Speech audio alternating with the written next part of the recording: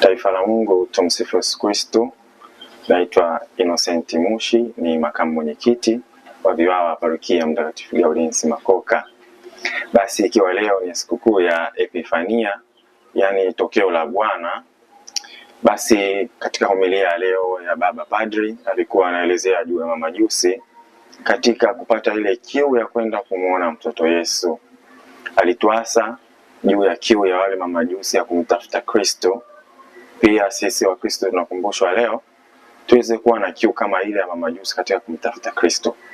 Pia aliongelea juu ya zawadi za mamajusi kwenda kumuona mtoto Yesu. Walibeba dhahabu, uvumba pamoja na manemane. Dhahabu ikiwakilisha kwamba Kristo ni mfalme, na ule ubani au uvumba ukiwakilisha ukuu wa Mungu au ukuhani, na pia manemane ikiwakilisha kile kifo cha msalabani au ukombozi. Basi Wakristo wa leo nawatakieni Dominika njema sana, ikawe sikukuu njema katika familia zenu, tukiendelea kumtukuza Mungu na kuendelea kutafuta ile kiu ya kumtafuta Kristo. Tumsifu Yesu Kristo. This is Mbogi TV. Habari, kazi na sala.